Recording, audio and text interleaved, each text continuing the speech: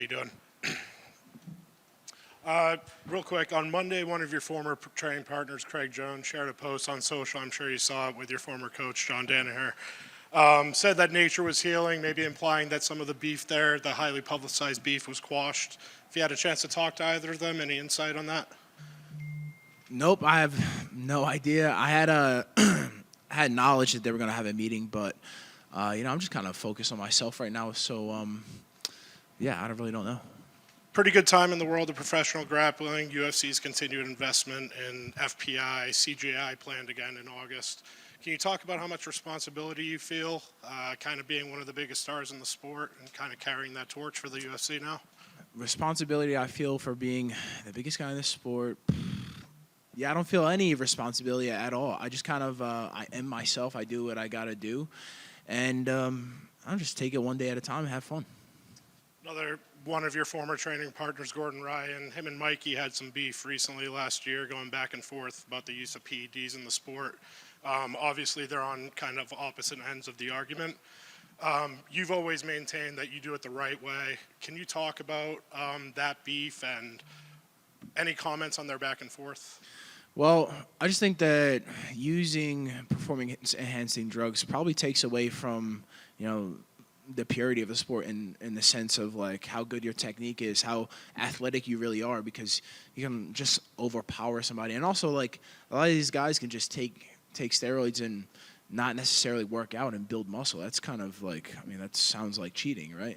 So, yeah, I would love it if every competition in jiu-jitsu was drug tested vigorously.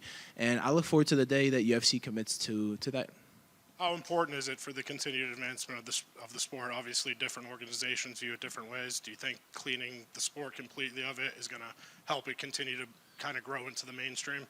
I definitely agree that I believe if jiu-jitsu was tested specifically in the UFC Fight Pass Invitational, because it is the kind of the main way of competing, I would say that's probably the most important aspect of it would be drug testing. Let's talk about your match with Victor. Everyone kind of expected you guys to face each other last year at CGI. Obviously, he lost in the first round. Were you disappointed at all that you didn't get that rematch at CGI?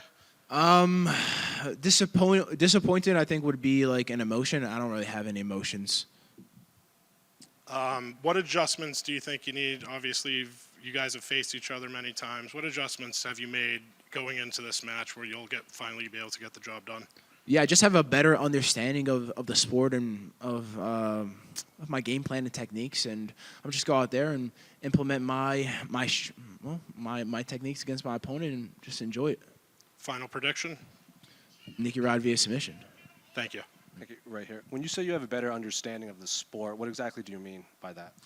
Well, jiu-jitsu is a knowledge-based sport, right? Obviously, you need attributes like I have great attributes, long arms, big hands, big feet, handsome. All those things work in my favor, and then you toss in knowledge upon that, just a better understanding of how to implement these techniques. Like maybe for the first year or two, I really only had like two ways of passing guard. That would be body lock and then knee cut. And then nowadays, I have much better understanding of passing guard, of submissions, of strategy as well.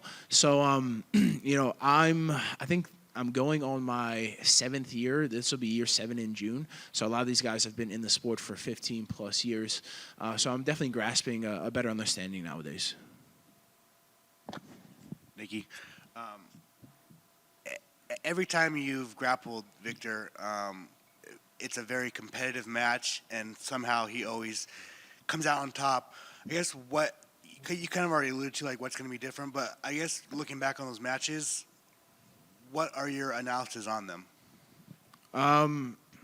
Well, there's a few different aspects, like we have points nowadays in UFC. So it's not just, you don't just have a match and then this guy says, oh, I think this guy won. It's not an opinion-based match. It's a fact-based match. So if you score, you win. If you don't, you lose. I think that's a big aspect where previously we competed. It was strictly up to the judge's decision. And then, I think it just comes down to a better understanding of how to do jiu-jitsu. I progress very fast in this sport, and I have a great team behind me that helps me learn constantly. And I'm excited to implement these new techniques upon my opponent. So good luck. I saw Craig was back in Austin. I don't know if you guys crossed paths since he's been back, but you talk about your team helping you. What's it been like having Craig back in the gym? Yeah, it's good having Craig. I saw him for, he was there for a day. That's all I need. It's good to great to have a guy like that in the room. He has a different take on the sport, where I'm very top heavy. I want to stay on top and dominate these guys from top position. He's really good in weird positions. So I think it just brings a different perspective to grappling when he's around. Obviously, him and Danaher seem to be cool again. Are you and Danaher cool? I'm cool with everybody. I don't care. All right, thanks.